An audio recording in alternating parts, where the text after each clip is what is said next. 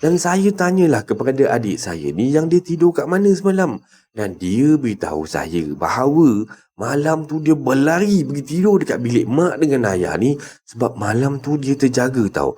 Dan terlihat Tok Nik dekat hadapan katil dia ni sambil berkata, "Bangunlah, bangunlah. Ini katil Tok Nik. Bangun."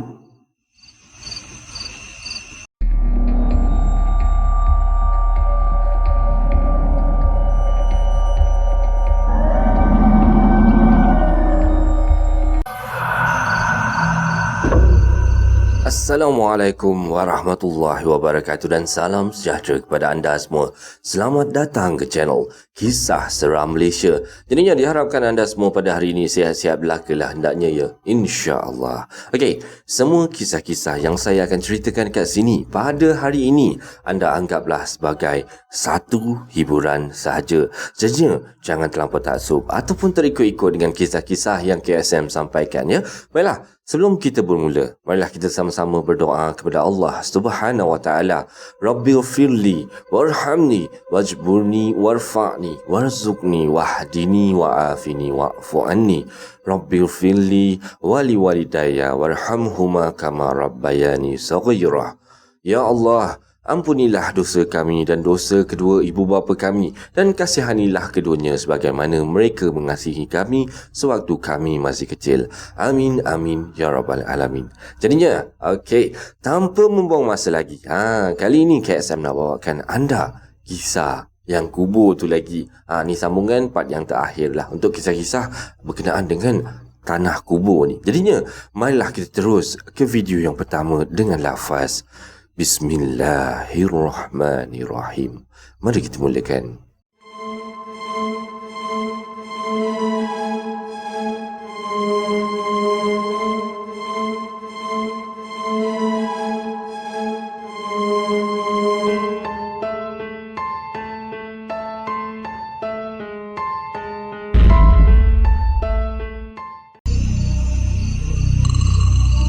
Okey, baiklah.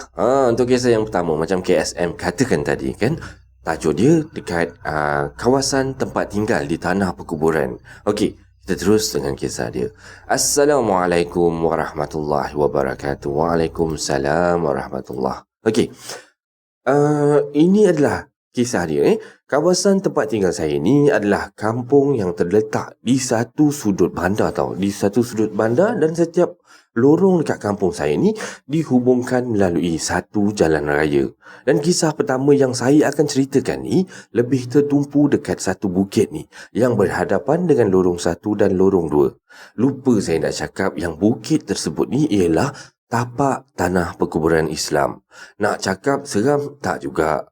Sebab jalan raya yang ada dekat bawah ni banyaklah kereta lalu lalang dekat situ. Dan lorong 1 dan lorong 2 ni betul-betul berhadapan dengan tanah kubur tersebut. Dan selalunya budak-budak sekolah menengah kan yang tinggal dekat kawasan kampung ni selalunya akan menggunakan jalan shortcut dengan melalui jalan bukit tersebut yang juga tanah perkuburan Islam tu.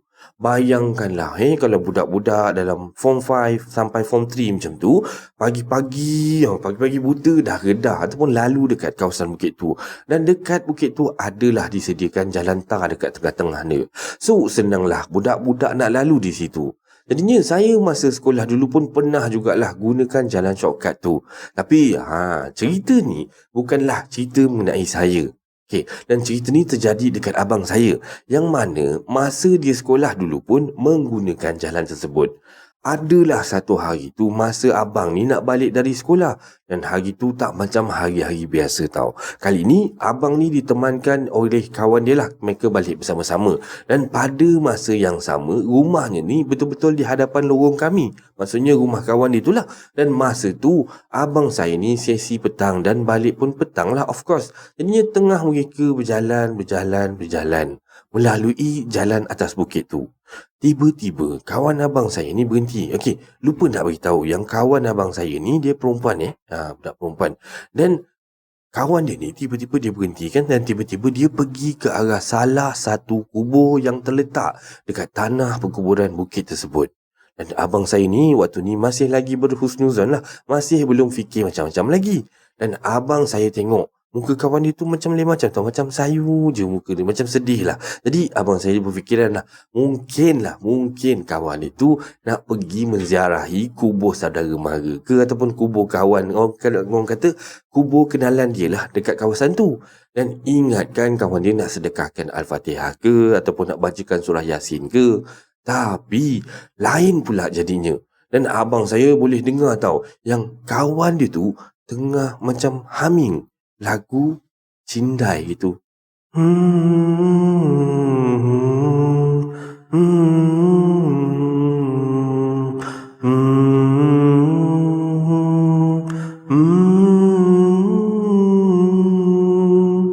Dia humming lagu Cindai tu dengan nada yang sayu sangat. Kalau kita dengar kan, rasa macam sedihnya, rasa macam tu kan. Jadi habis je abang saya dengar kawan dia tu humming lagu tu. Bayangkan kalau anda ada dengan situasi yang abang saya ada waktu tu, abang saya tu rasa lain macam dah. Tiba-tiba rasa bulu roma terus meremang macam tu. Dah berdiri 90 darjah dah bulu roma. Dan abang saya ni beranikan diri. Weh, jom lah balik. Dah pukul 7 dah ni. Takkan nak lama-lama kat sini. Dah lewat sangat dah ni. Ni pun aku dah tunggu kau lama. Kang kalau lewat-lewat marah pula mak aku nanti. Yelah, lagi satu, abang saya pun fikir takut kalau lama sangat dekat atas bukit tu kot nanti kan orang kampung nampak. Waktu tu pun dah senja, kena dekat gelap. Kalau orang kampung nampak, boleh kena tangkap basah pula dengan orang kampung. Lah kawan tu kan perempuan kan. Dan lepas dia dengar suara abang saya ni, kawan dia ni terus macam, terus macam tersedar daripada lamunan lah agaknya. Tak cakap apa-apa dan mereka berdua ni terus belah daripada situ. Dan bila dah sampai rumah masing-masing, abang saya pun tanyalah dia tentang apa yang terjadi tadi. Dan kawan dia ni boleh cakap je yang dia tak ingat apa-apa pun masa tu. Okey. Dan kisah kedua ni pula diceritakan oleh kawan saya. Kenalan saya ni pernah lah lepak-lepak dengan kawan-kawan dia dekat depan lorong satu tu. Maksudnya lorong yang betul-betul berhadapan dengan kubur tu. Okey, walaupun bukit tu terpisah oleh satu jalan raya, lorong satu, jalan raya, lepas tu atas tu bukit kan, terus bukit dan situlah tapak tanah perkuburan tu. Okey. Tapi still boleh nampak daripada seberang jalan ni tiang-tiang batu nisan dekat atas tu. Dek kerana cahaya bulan. Yalah, waktu tu diorang ni semua tengah lepak masa tengah-tengah malam tau. Tengah asyik diorang ni berborak. Biasalah kan budak-budak bujang memanglah macam tu kan. Tengah berborak, isap rokok, minum kopi, biasalah. Dan kawan saya ni macam ternampak susuk tubuh tau dekat bukit tu. Makin lama dia perhatikan benda tu, makin jelas. Jadi apa yang dia nampak tu? Dan bulu roma pun tiba-tiba meremang macam tu tau. Dan kawan-kawan dia boleh pula pergi tegur benda tu. Siap snap gambar kan. Yelah biasa budak-budak tengah ramai, jadinya perasaan takut tu tak ada, orang kata kurang lah. Nasib baiklah tak ada apa-apa yang terjadi dekat diorang ni. Dan gambar tu pun mereka dah delete sebab takut nak simpan. Saya belum beritahu lagi kan apa yang diorang nampak. Diorang ni katanya diorang nampak susuk tubuh berdiri menghadap diorang, dibaluti oleh kain kafan yang dah buruk dah. Dan muka dia tu hitam dan buruk sangat. Dengan macam rupa mayat yang dah reput tau. Tengah tengok diorang. Dan bila saya bayangkan je lah, sebab diorang cerita, saya ni cuma boleh bayangkan je lah. Bila dibayang-bayangkan, difikir-fikirkan balik, seram juga Baiklah, kisah yang ketiga ni pula terjadi dekat kawan baik saya sendiri. Dan masa tu dia cakap dia ni masih lagi berada pada zaman persekolahan lah, zaman-zaman dulu lah. Okey. So, masa tu orang kata bawa motor pun tak tahu lagi. Dan masa ni, cerita dia tu pernah lah sekali kawan saya ni balik tengah-tengah malam macam tu. Dan jalan kaki lagi dia. Dan nak minta member ni tolong hantarkan. Tapi member pula tak nak tolong hantarkan. Jadinya dia redha je lah malam tu dia balik jalan kaki. Dan saya ni tak ingat lah yang dia ni balik daripada mana masa tu. Tapi yang saya rasa mungkin baru lepas lepak dengan kawan-kawan lah. Maklumlah, waktu tu kan zaman remaja kan. Biasalah kalau perkara lepak balik lewat malam tu, biasalah untuk budak-budak bujang. Okey. Dan kalau nak cakap dia ni isap gam, memang taklah. Sebab saya ni memang kenal sangat kawan saya tu. Bukan jenis yang layan benda-benda macam tu. Dan masa tu kereta dah tak banyak tau lalu dekat jalan tu. Dan waktu ni tengah kawan saya ni berjalan. Sampai je satu masa tu, tiba-tiba dia rasa macam ada sesuatu tau yang perhatikan dia macam tu. Dan mulalah mata dia ni dah tak senang lah. Pandang kiri, pandang kanan kan. Dan sampai satu masa tu, dia stop and fokus dekat satu tempat. Dan tempat tu ialah bukit yang ada kubur tu. Dan dia tengok kat situ sekujur tubuh yang dibaluti dengan kain putih tengah memerhatikan dia. Lalu dia pun mempercepatkan langkah. Dengan waktu tu dah mula menjungap-jungap lah. Dah start takut. Dah start orang kata nak jalan laju tu kan. Dah menjungap lah. Dah jantung waktu tu pun dah berdebar-debar tau masa tu. Dan kalau lari memang cari naas lah. Sebab benda ni lagilah suka kalau tengok kita ni takut. So kawan saya ni steady je, relax macam tu kan. Kontrol je kan, kontrol macho lah. Tapi dalam masa yang sama, dia dah rasa macam nak terkencing dah sangat-sangat tau waktu tu. Dan dia tak puas hati dah. Dia toleh lagi ke arah benda tu. Tapi still sama juga. Benda tu masih lagi tak berganjak daripada tempat dia berdiri pada awal tadi. Dan still waktu ni, dia masih memerhatikan kawan saya. So, dia punya jalan makin cepat. Sampai je kat rumah, dia terus ketuk-ketuk pintu, panggil mak dia. Assalamualaikum. Mak dia buka pintu, dia terus masuk. Tak cuci kaki, tak basuh tangan, tak ambil wudu. Terus masuk dalam selimut. Terus cuba nak tidur tau. Punyalah takut kan. By the way, kata dia, hantu bungkus ataupun pocong ni memang selalu jugalah dengar cerita dia ni kat kawasan kubur tu. Kira famous jugalah. Kalau misalnya kata hantu bungkus pocong ni dekat kawasan tu. Dan saya ni pula jenis yang paling takut dengan benda tu lah. Bukan anda seorang. Ramai yang takut dengan benda tu kan. Okeylah. Jadinya ini adalah kisah pembukaan pada kali ini berkenaan dengan kubur ni. Macam mana anda rasakan kisah yang pertama ni? Semoga anda terhibur. Jadinya kita terus dengan kisah yang kedua.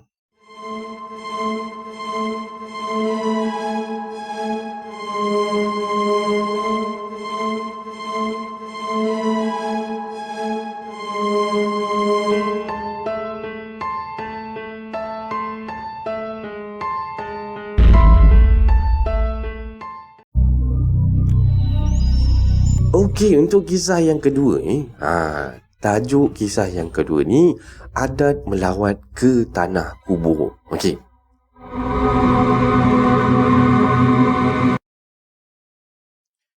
Firstly, kisah yang ni pernah berlaku dekat rumah saya. Okey, biasalah.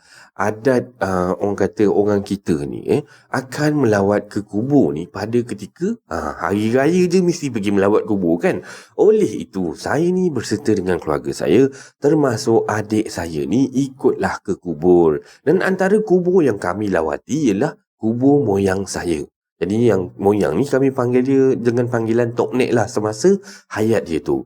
Jadinya saya dengan adik ni amat rapat dengan Tok Nek ni. Sebab Tok Nek ni lah yang menjaga kami semasa hayat tua je tu. Dan sehinggalah meninggal dunia. Jadinya kami pun pergilah melawat kubur pada hari raya tu. Jadinya bila dah selesai melawat apa semua, kami pun balik rumah. Okey.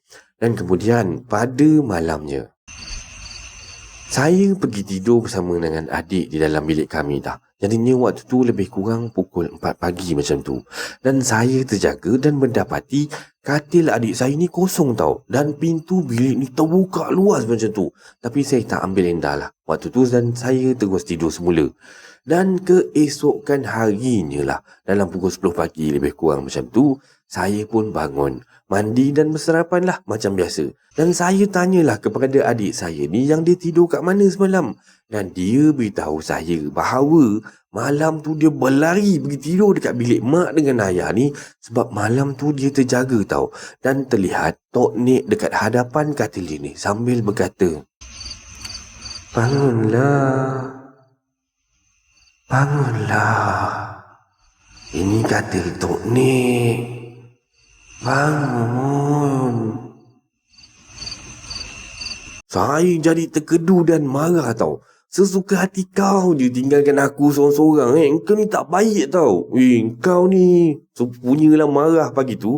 Tapi saya tak pelik sebenarnya. Sebab katil yang adik saya guna tu memang bekas katil tok nek kami.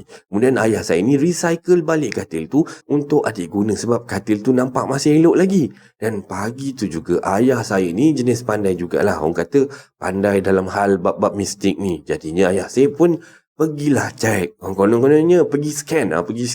Bahasa dia lebih cantik, pergi scan lah. Bila ayah saya pergi buat scan ni, ayah saya cakap lah, memang ada benda ikut kami semua balik selepas melawat kubur tu. Kemudiannya, ayah buatlah pendinding di sekitar rumah ni. Dan tidak lagi berlaku apa-apa kejadian pelik lagi. Dan selain itu, saya pernah juga terbangun pagi tau. Tak sure lah waktu tu pukul berapa. Tapi confirm pagi sebab waktu tu memang sunyi je.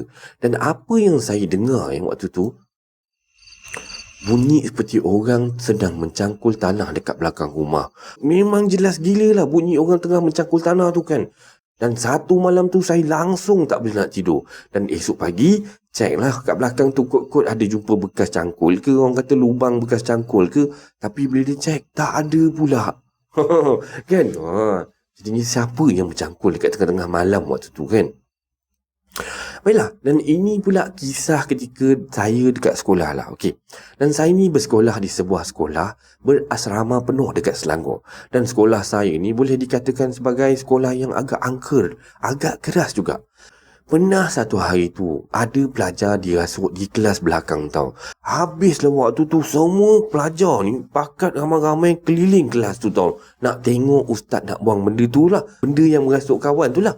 Dipendekkan cerita, ustaz sembelihlah makhluk tu. Sebab makhluk tu degil, tak nak keluar daripada badan yang dirasuknya. Dan bunyi dia punyalah kuat. Kita orang ni ramai-ramai, dan termasuk saya lah sekali, memang duduk dekat keliling kelas tu nak tengok kan. Punyalah orang kata jakun waktu tu, duduk situ dengar.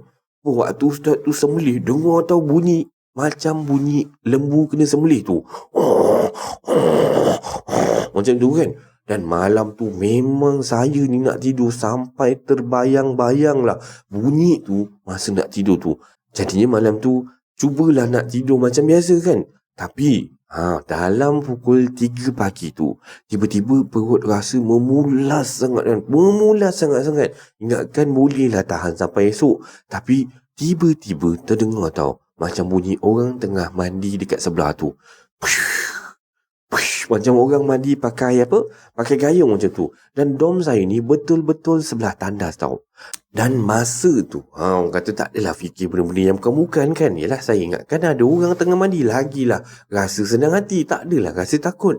Jadinya saya pun bangun dan terus pergi ke tandas tau. Saya pun berjalan. Sampai depan pintu bilik air tu, saya pun melangkah masuk ke dalam tandas. Bila dah masuk dalam tandas tu, suasana dalam tandas tu senyap je tau. Sunyi je tau. Dan saya mula rasa pelik. Jadinya waktu ni saya pun patah balik terus. Masuk dalam dom. Kemudiannya bunyi balik. Bunyi macam orang mandi tadilah. Dalam 3 kali jugalah. Saya ni ulang alik. Dan itulah sekejap hilang. Sekejap bunyi balik orang tengah mandi tu. Waktu itulah baru saya perasan ataupun baru saya tersedar. Dan cara bunyi orang tu mandi dalam bilik air tu macam dia menggunakan gayung kan. Dan tak salah saya lah, tandas tu mana ada gayung. Sebab semuanya gunakan shower. Dan kolah pula memang jauh dekat luar asrama tu. Dan apa lagi, teruslah saya berlari daripada tandas tu, terus masuk dalam dom tu, baring lompat atas katil, terus tarik selubung satu kepala. Dan lepas tu saya dengar lagi tau, dengar bunyi macam orang bergendang pula tu. And then bunyi orang gelak-gelak kecil macam tu. Memang Masya Allah, Allahu Akbar. Saya waktu tu menggeletar saya satu badan. Lagi-lagi pula waktu tu boleh teringat pula benda kes yang terjadi dekat kelas yang tadi. Masa tu lah benda tu berterusan tau bunyi dia. Saya memang takut yang amat sangat. Dan bila dah macam tu punyalah takut tu, saya terus bangun daripada katil, terus baring dekat katil orang sebelah. Dan sebab budak yang kat katil sebelah saya ni dia macam boleh kata alim jugalah. Dan bila saya selubung dekat sebelah katil member saya ni, benda tu boleh main dengan loka pula. Kejap terbuka. Bunyi dia macam terbuka tertutup. Dalam beberapa minit macam tu lah. And then dia stop tau. Dan esoknya saya senyap je tau. Tak ceritakan kat sesiapa pun pasal benda ni. Jadinya lebih kurang seminggu lah lepas tu baru saya buka cerita pasal ni. Tapi kawan-kawan saya ni tak pelik sebab semuanya pernah kena pun benda tu. Semuanya pernah merasai kena ganggu macam tu. Ada yang katanya pernah jumpa pocong lalu kat tengah-tengah dom lah. Lalu bila nampak dia terlompat, tembus ke dom bilik sebelah macam tu. Dia terus hilang di sebalik dinding. Dan ada yang pernah nampak benda ni bertinggi dekat atas loka. Dan ada juga yang pernah nampak orang berkawat dekat tengah-tengah tapak perhimpunan. Dan inilah pengalaman saya ni, dan saya sure lah siapa yang pernah duduk dekat asrama ni pernah dapat ataupun sekurang-kurangnya pernah lah alami perkara-perkara mistik macam ni, walaupun sedikit kan. Dan ini adalah kisah seram Malaysia yang kedua pada malam ni. Macam mana anda rasa dengan kisah yang kedua ni? Okey kan? Okey. Jadinya kita terus dengan kisah yang ketiga.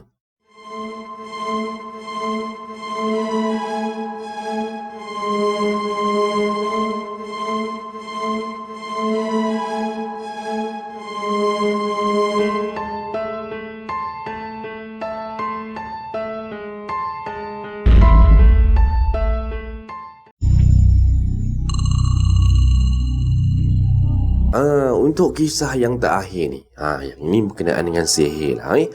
Jadi kita terus dengan kisah dia. Assalamualaikum warahmatullahi wabarakatuh. Waalaikumsalam. Okey, kisah ni terjadi sekitar tahun 2017 macam tu, dan beginilah kisahnya. Mak Minah ni seorang pengusaha kedai makan tau. Jadi dia buat kedai makan ni secara kecil-kecilan, lebih pada gerai lah, di satu daerah di Selangor tu. Dan Mak Minah ni sudah kematian suami bertahun-tahun lama dahulu. Hanya waktu tu yang tinggal dia dan anaknya Mira ni, yang membantu Mak Minah ni menguruskan kedai makan dia demi mencari sesuap rezeki. Masakan Mak Minah ni memanglah tak dapat nak dinafikan. Kesedapan dia memang sehingga menjilat lutut. Kan? Jadinya dengan pilihan barang perasa yang segar setiap hari, aneka lauk pauk yang sentiasanya dihidangkan kepada pelanggan dalam keadaan yang panas, dengan layanan customer service dia yang memang terbaiknya, jadinya pelanggan dia memang sukalah, dan makin bertambah-tambahlah bilangan pelanggan yang datang ke kedai makan Mak Minah ni. Namun hati manusia kan takkan pernah puas dengan nikmat yang Allah Subhanahu Wa Taala beri. Di dunia ni pinjaman yang penuh dengan ujian dan dugaan. Sentiasa sifat manusia ni penuh dengan hasad dan dengki. Semua dari hati boleh jadi yang terbaik dan terburuk ni. Boleh kadang-kadangnya jadi penawar, dan kadang-kadangnya daripada hati ni boleh juga jadi racun. Tiba-tiba pada satu hari itulah ada perubahan yang ketara tau pada kedai makan Mak Minah ni. Dan pelanggan makin berkurangan setiap hari. Dan masakan ni cepat sangat basi walaupun selepas masak. Dan ada pelanggan cakap, kenapa tutup kedai dan sebagainya lah. Habislah usaha Mak Minah ni mencari untuk membaiki mutu perniagaannya. Walau bagaimanapun tetap juga sama. Lantas atas saranan seorang kawannya, Mak Minah menghubungi saya untuk meminta nasihat dan sebagai asbab bantuan lah. Seperti biasa, saya pergi menemui pesakit, iaitu Mak Minah tu sendiri, dan bertanyakanlah dengan lebih lanjut tentang masalah-masalah yang dihadapi oleh Mak Minah. Dan cerita ni adalah cerita daripada Mak Minah, kata dia. Dan gangguan kelibat ni sering terlihat di kedai Mak Minah ni. Terasa panas walaupun banyak kipas yang telah pun dipasang. Dan Mak Minah ni dengan anak dia ni macam tak sebulu tau. Selalu asyik nak bertengkar je bila mana berada dekat kedai. Dan makanan ni cepat sangat basi. Dan macam-macam lagi lah yang Mak Minah ceritakan.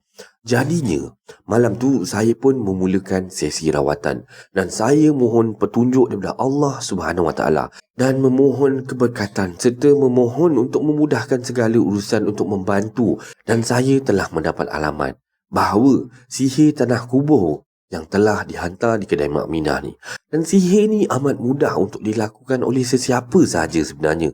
Tak perlu gunakan jampi serapah pun boleh. Dan jika guna jampi serapah, lagilah teruk, lagilah ampuh sihir ni, dan amat dahsyat gangguan dia. Jika digunakan niat ain pun boleh. Cuma kalau kita gunakan niat ain saja, yang datang tu cuma level-level yang rendah sikit je lah. Okey, peringatannya ataupun disclaimer, sihir ni adalah Orang kata perkara-perkara yang melibatkan orang kata santau ke apa ni, semua perbuatan yang syirik. Haraplah kita semua ni menjauhi benda-benda macam ni. Jika nak buangnya, susah sangat, bukan senang dan yang terkena tu punyalah siksa merana. Jadinya bila saya dah pergi sana apa semua dan saya dapatilah waktu tu gangguan di kedai Mak Minah ni sangat-sangat kuat. Tapi Allah Subhanahu Wa Taala lagilah maha kuat kan. Dan ketika ayat dibaca dan gerak pun dibuka, jembalang yang datang ni semua dengan muka yang hodoh ni. Ada yang bermuka biawak tapi berbadan macam manusia, merangkak dengan lidah menjala panjang, berair liur dan busuk yang amat. Memang bau macam bau meluyakan lah. Dan ada genderuwo berambut panjang dan kasar hitam berbulu. Ada yang bertanduk panjang dan gigi taring keluar. Sungguh kejamlah hati manusia ni sehingga sanggup menyekutukan Allah Subhanahu Wa Taala. Makhluk ni semua ingin menyerang dan syukur pendinding sudah dipasang dengan izin Allah Subhanahu Wa Taala. Jadinya saya pun menyusun nafas dan gerak waktu tu dalam mematahkan gangguan-gangguan ni. Rakan seguru saya ni sentiasa ada di sisi saya untuk membantulah sambil berjaga-jaga dalam langkah dia. Di dalam kedai ni berbunyi-bunyi tau. Segala mangkuk pinggan semuanya lah berkelentang-kelentung dekat dapur tu. Seperti ada orang yang tengah memasak. Padahal waktu tu dapur ni memang kosong. Dan saya bagi isyarat untuk diam dan jangan bergerak pada Mak Minah ni. Dan pertempuran gaib ni berlangsung lebih kurang selama agak-agak lebih kurang dalam 3 jam macam tu. Dan kami semua waktu tu dah sangat-sangat keletihan dan berpeluh-peluh tau. Tapi alhamdulillah, gangguan tu berjaya dipatahkan dengan kuasa Allah Subhanahu Wa Taala. Lebih kurang pukul 4, selesai sudah semua urusan kami. Jadinya sedang kami semua ni bersiap-siap lah, kemas-kemas nak balik waktu tu, tiba-tiba kelihatan sesusuk seorang wanita tau, sedang merangkak-rangkak datang ke arah kami, yang sedang berdiri di depan kedai bersama dengan Mak Minah. Dan wanita tu meminta tolong, mendayu-dayu, merayu-rayu meminta tolong dalam suara yang penuh kesakitan dan kepayahan dia merangkak tu. Tapi kami semua terkejutlah apabila wanita itu datang dekat menghampiri kami. Lantas Mak Minah menjerit waktu tu, "Ya Allah, Suraya, kenapa ni? Kau sampai merangkak-rangkak macam ni, kenapa?" Suraya waktu tu hanya mampu berkata mohon maaf. Berkali-kali dia merayu-rayu untuk dimaafkan sebelum pengsan, mungkin sebab terlalu kepenatan. Dan kami hantar Mak Minah dan Suraya ni ke rumah Mak Minah. Dan di situlah baru terungkai segala jawapan setelah Suraya ni sedar.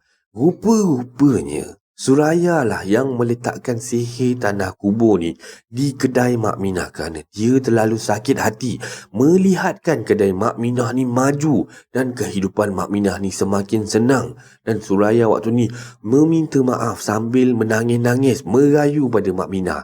Dan akhirnya Mak Minah ni memaafkan Suraya dan nasihatkan padanya supaya jangan ulangi lagi perkara-perkara macam ni dan mensyirikkan Allah. Dan saya berpesan pada Suraya ni supaya segeralah buat solat taubat nasuha selama 40 hari dalam mencari keampunan Allah Subhanahu Wa Taala. Dan alhamdulillah selepas kejadian ni berlakulah, kedai Mak Minah kembali meriah macam biasa, macam dulu-dulu lagi. Dengan izin Allah dan gangguan pun dah tak ada lagi. Dan Suraya pun dah berubah dah nampaknya dan selalulah mendekati rumah Allah serta kerja dengan Mak Minah di kedai dia. Akhir kata, hidayah tu milik Allah Subhanahu Wa Taala. Jauhilah amalan khurafat. Dan sekian. Dan ini adalah kisah seram Malaysia pada malam ni. Semoga anda terhibur dengan kisah-kisah yang KSM sampaikan pada anda semua. Jadinya, sebelum kita akhiri kisah seram Malaysia pada kali ini, marilah kita mendengar sedikit pesan daripada Ustaz. Suami saya jual daun ketum. Jauh. Tapi bukan premium. Bukan peminum. Premium dulu. Saya fikir jika hanya daun ketum saja mungkin tidak haram sebab diminum, dibuat obat. Tapi suami saya ikut permintaan pelanggan. Dia orang sekali dengan pakej ubat batuk juga. Jadi saya tahu hukum jual batuk dan ketum itu hasilnya bagi anak-anak kami makan minum. Isteri tak boleh terima. Kerana bila jelas haram tak boleh. Ketum ini kalau kita buat obat boleh. Bahkan yang najis pun boleh. Faham? Yang najis boleh. Kerana apa? Kerana bila tidak ada ubat yang suci, ulama membolehkan ubat yang najis. termasuk alkohol. Contoh yang alkohol biasa yang kita gunakan sebagai ubat batuk. Kerana apa? Darurah. Ad-darurah tubihul mahzurah. Darurah tak ada pilihan, terpaksa makan ubat batuk kerana batuk, maka dia tubih, dia abah, dia mengharuskan asalnya yang tidak boleh. Tapi ad-darurah tu qadaru bi qadariha, dengan qadarnya, bukan minum untuk mabuk, untuk hilangkan batuk. Adapun ketung ini minum untuk apa? Kalau untuk berobat, sakit perut, orang kata mau minum daun ketung, gebuk, hilang sakit perut, harus. Tapi kalau nak dapatkan muskil, mendapatkan khayal, untuk dapat penutupan akal, sting, hukumnya sama dengan minum. Kerana kullu muskilin khamrun wa kullu khamrin haram. Setiap benda air yang kita minum jadi khayal, jadi mabuk, sama dengan minum. Maka bila kita jual, sama macam jual benda yang haram. Sebarang komen, like dan share daripada anda semua amat-amatlah dihargai. Dan terima kasih pada yang dah sudi subscribe di channel Kisah Seram Malaysia ni. Dan yang masih belum tu, bantulah saya dengan menekan butang subscribe, like dan sharekan video ini kepada kawan-kawan anda. Dan sokongan daripada anda semua adalah satu membakar semangat buat saya untuk terus berkarya, agar saya terus berusaha untuk membuat banyak video-video yang baik, yang menarik dan berkualiti untuk anda semua tonton, insya-Allah. Jadinya yang baik itu datang dari Allah Subhanahu Wa Taala dan yang buruk itu datang daripada kelemahan diri saya sendiri. Dan saya akhiri kisah seram Malaysia pada kali ini dengan lafaz Assalamualaikum warahmatullahi wabarakatuh. Terima kasih semua, selamat malam.